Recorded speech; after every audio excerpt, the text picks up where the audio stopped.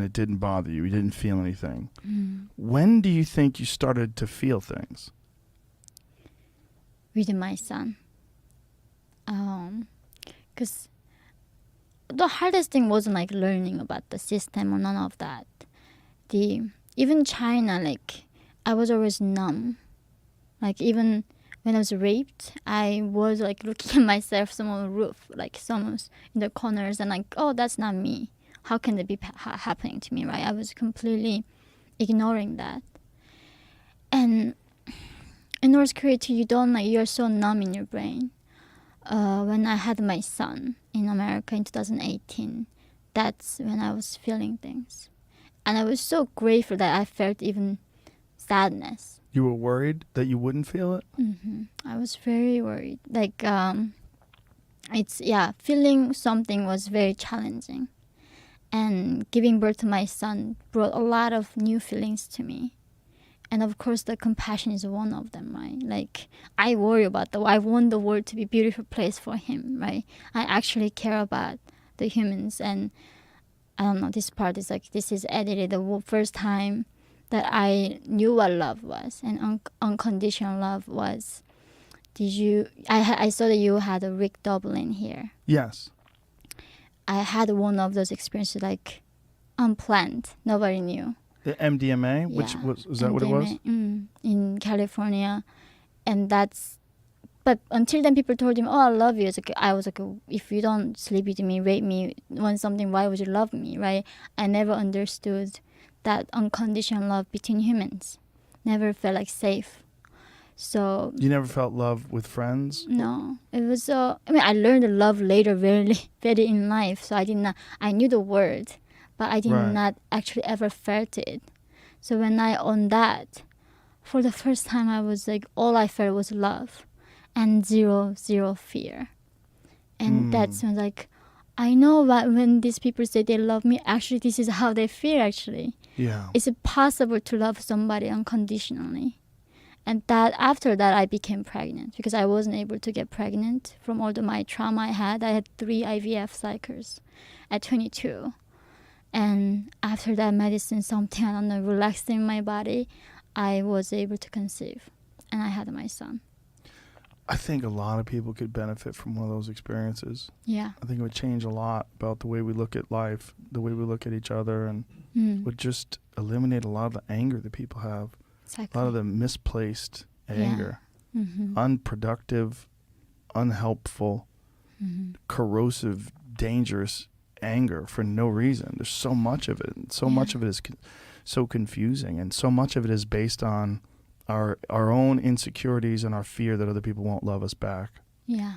And if you do one of those experiences with other people and you're all in it together, you realize, wow, so the world could be like this all the time? Exactly. World can be so different, isn't it? Yeah. It can be, everything can be understood. Like, that's the thing. Like, in the center of everything, there's love. And I did not know what love was in time of my life. That's the thing. When people ask me, if you can be on North Korean television, what would you tell them? I think I would tell them I love you, because they never heard that before. They might not know even what I'm saying. What the heck she's saying? She loves me, right? Right. But I think that's the thing. Like, I did not know what it was. But everything that we do for love, we have children for love, right? Why do we even live? Everything, the point of life is like love. Right. And I did not know that until I had a point. So, I mean, that's why I cannot be bitter. I love men. Like, my son is a man. My father was a man. Like, even though a lot of experience I had with a man was negative, that I was able to overcome it, right? But I think a lot of people cannot overcome that trauma because they're just not able to make that connection. It's one of the terrifying lessons of being a human being, is that there can be wonderful, loving experiences at the same time where horrific things are happening somewhere else. Yeah. And you know better than anybody alive because of the country where you were born. I mean, that's happening right now, that there's a place where there is no love and everyone's afraid. Yeah. And there's just this horrific regime that's running this country and keeping people starving. Yeah. And it's happening at the same time as iPhones and the internet and electric cars and all the wonderful things that we're experiencing here in America. It's the worst example of human life and it exists simultaneously. I know it's a thing. I thought if I can show them, tell them what's happening, I thought something gonna change, right? But of course not. It's not. And there's a reason why these problems keep existing. But the thing is, I saw that one of the interview we did with Elon Musk, right? Yeah. I have to be hopeful because what's the alternative? Yes. What is the alternative to being hopeful? Nothing else. That's the thing. That's why even though I don't know people are gonna now listen to me and help me to raise awareness and condemn Chinese regime to stop sponsor Kim Jong, I don't know that's gonna happen, but I gotta be hopeful. That's the only thing we have as a humanity. We gotta be hopeful, and we can do so much when we keep that hope alive. It's just terrifying that it's ignored by the powers that be, and not just this country, but many countries, that they're not all just standing up and saying that this is an atrocity that's happening inside of our lifetime. We're doing nothing about it. Mm-hmm. It's a thing, like, I have no problem when people going, like, at the Canada Goose store, putting the, like, blood on them, like, in New York, Soho, right? I remember when I was in South Korea, there's this, like, on TV, there's a national concert with the celebrities and singing and crying. I thought, like, okay, big disaster happened, right? Why are these people all emotional and crying? And it was a fundraising for the dogs and puppies and animals. People eating animals? No. It was just like their environment, how shelter, like, environment is hard for these animals, how it's not clean, how they don't, you know. Animal shelters, right. So they were crying, and I was initially shocked. Like, what do you mean animals have rights? Right? Like, as a human being, I did not know I had the rights as a human. Right. And what the F, really? Like, animals, puppies have rights here? And then, on top of that, I go meet so many people, the philanthropists, and they are willing to give millions of dollars to save animals and dolphins and little ducks that don't die from Canada Goose. But they do not want to rescue these girls who are raped every single day.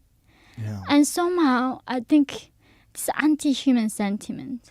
I don't know even what that is. Like, the fact that we care about animals' rights is a beautiful thing, isn't it? Yeah. We care that something cannot speak for themselves. They are vulnerable. And there are people, a lot of people cannot speak for themselves right now. That, as you said, being free is exception. This is a very unusual thing, even till this age. Like 4 billion people living under some authoritarian dictatorship countries. So what we got is really unique. And people somehow refuse to speak for another human being. They would rather speak for a little puppy. And it's very the hypocrisy that doesn't make sense. Like, if someone's suffering that bothers you, why the human suffering doesn't bother you?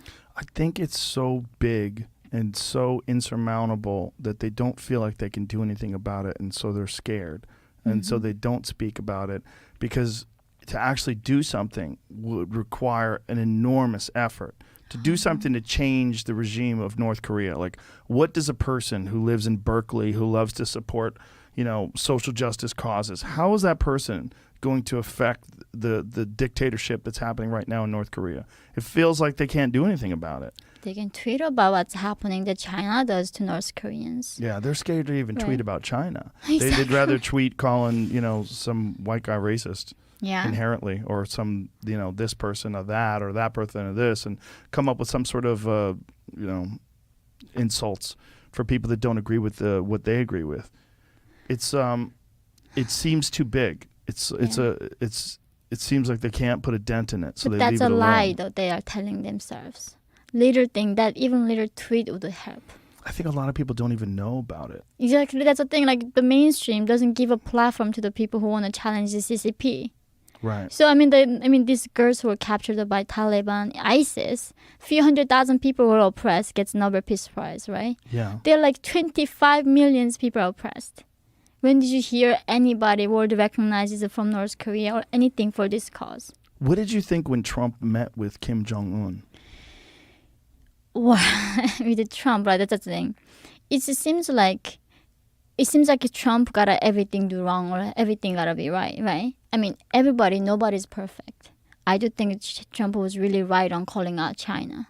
Right. He was the first president to actually talk about to Xi Jinping that you gotta fix North Korea because you enabled it. Mm-hmm. That was the first president ever mentioned China with North Korea. That was great. But sitting down with Kim Jong-un without any preconcession, Because think about it, inside North Korea, there are military powerful men. And they think if Kim Jong-un is backed by American president, they're not going to start a coup or do anything about it.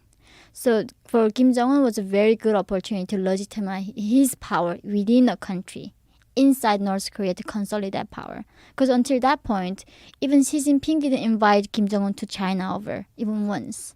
So Kim Jong-un was more like this young man nobody accepted. But Trump wanted to meet with Kim Jong-un, so Xi Jinping invited Kim Jong-un to over first before Trump meeting.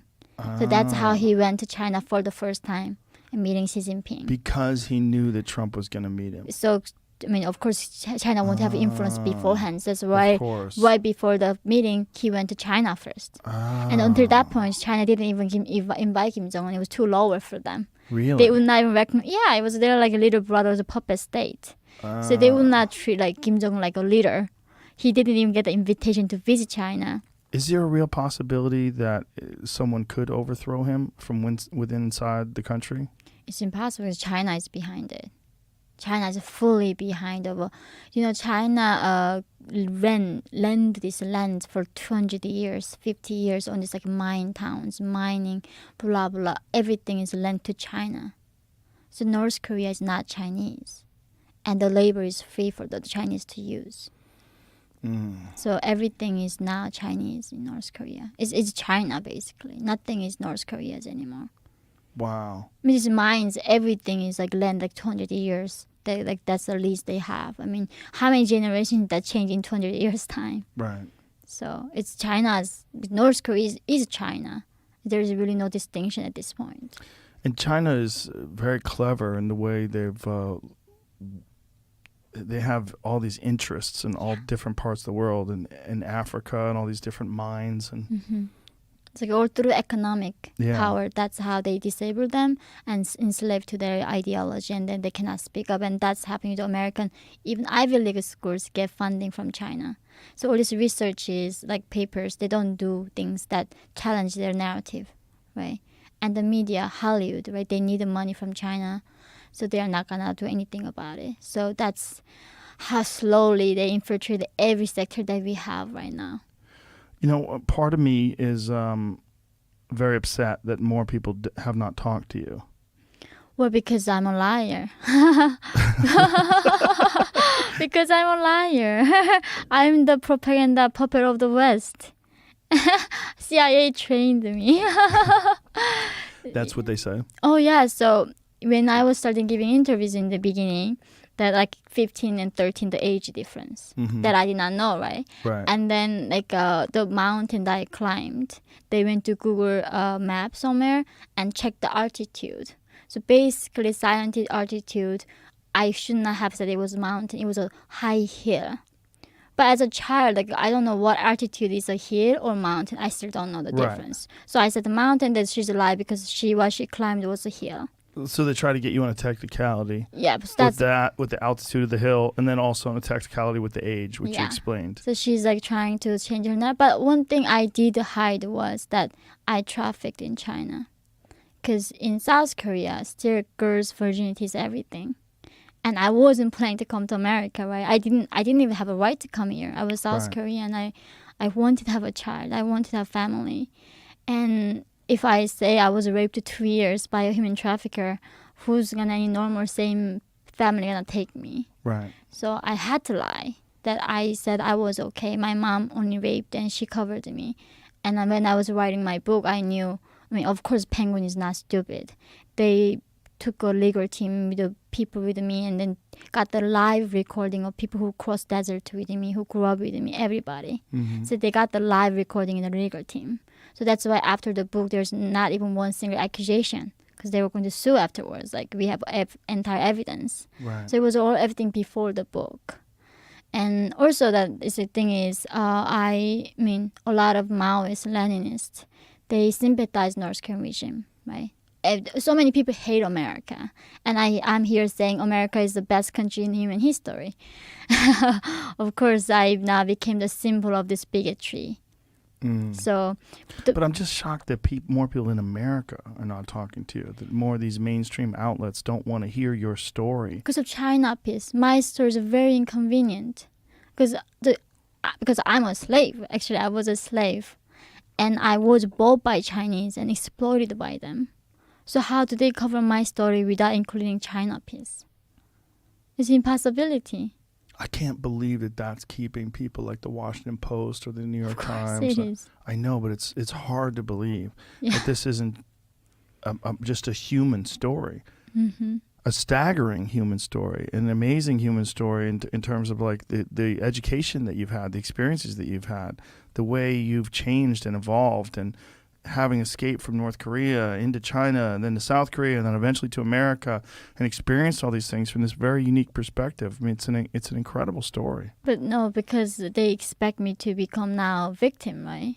Because they expect me to hate all the men and the system, and not. But like I do not tell. Like I'm not a victim. I'm very grateful. Like my book starts that there are two things I'm grateful for: that I was born in North Korea and that I escaped. So it's like I don't fit the narrative they're trying to portray in any way. Wow, that's very disappointing to me that there is a narrative that they want you to portray, because your actual story is a very human story, and it's a contemporary story that's very important when you look at the way the world is being run. Certain parts of it, like North Korea or like China, Mm-hmm. this is from a person like yourself. No one else is going to be able to tell that story.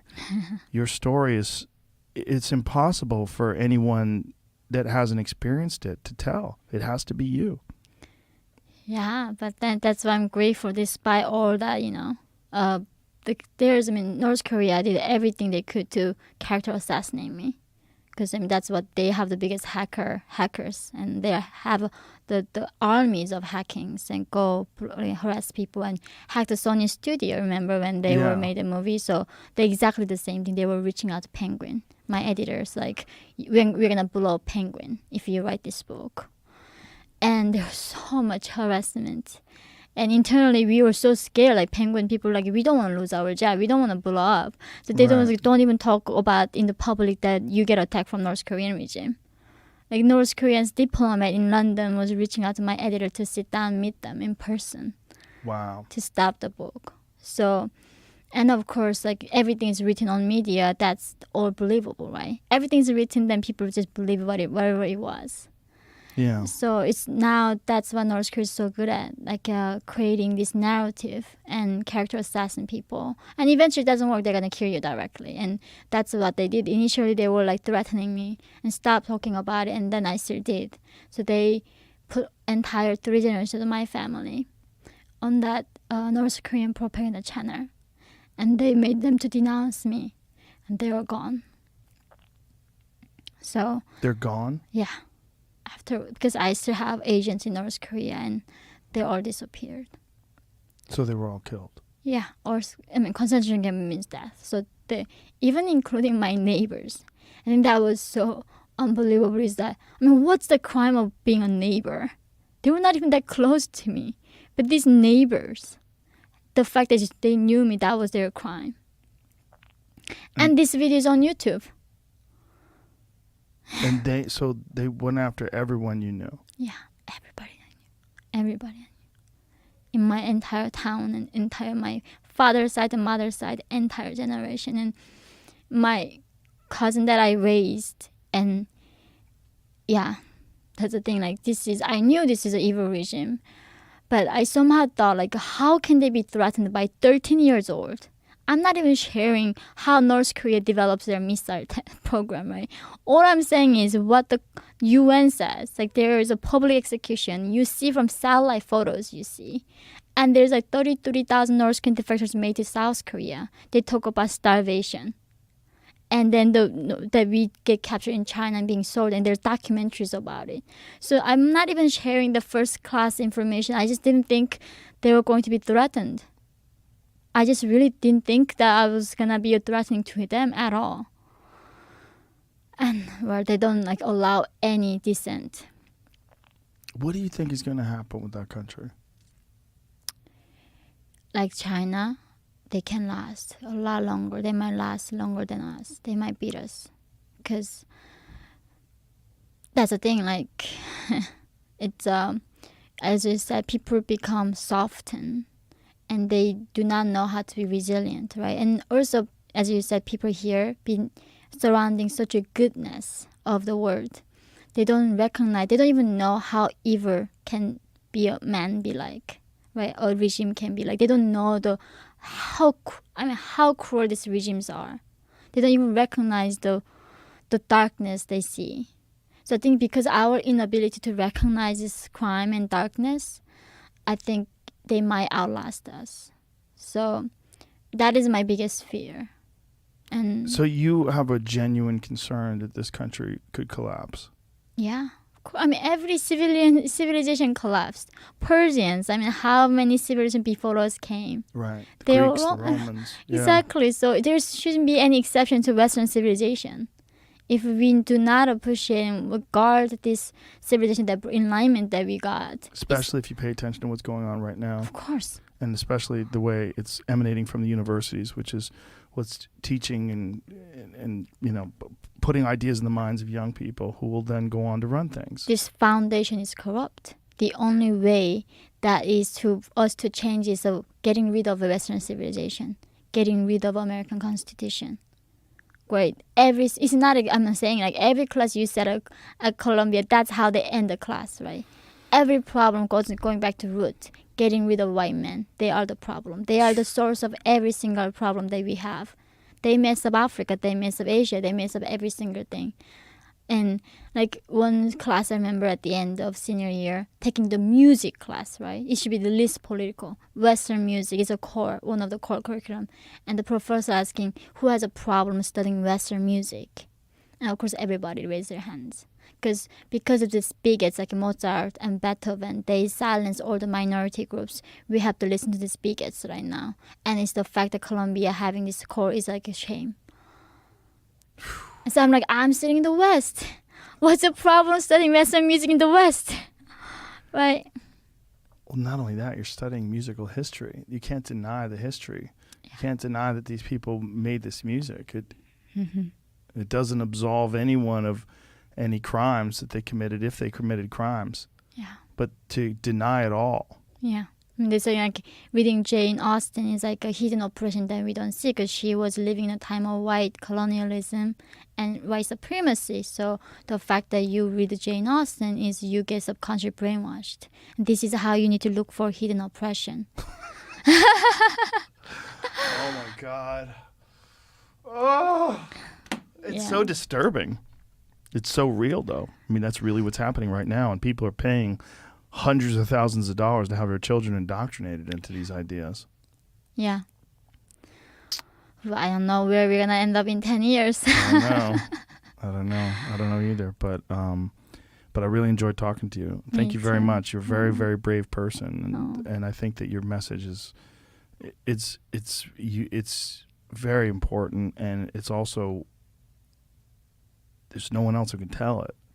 It has to be someone like you who's gone through what you've gone through, and I think it's huge for the world to hear. It's incredibly significant, and I hope more people want to talk to you. No, I think I'm so grateful is that in the desert, when I was crossing the desert, my father died a few months from a cancer he had in the concentration camp, and he died, and I had nobody to call. Right, he died in the morning, 7 a.m. waiting till night so I can bury him in the middle of a mountain. And I couldn't even cry because if you cry, neighbors gonna hear. So I'm numb, sitting next to dead body, and I was thinking, wow, being a human means nothing. Even dog dies, you go to your neighbor and ask them your dog died. And in that desert, that's the thing. I wasn't afraid of dying. I was thinking, nobody knew that I existed. Nobody knew that I came to this earth and left in this middle of desert. And that's the thing, nobody knows that North Koreans exist. Nobody knows our stories.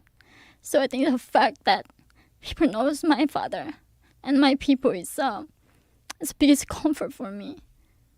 I think that's not even given to us. They don't know we exist. So I'm so grateful that you gave me this opportunity. Well, I'm very grateful that you came here just to talk about it and to tell people. And I'm glad a lot of people are going to hear this. Thank you. Thank you. Thank you. All right. Goodbye, everybody.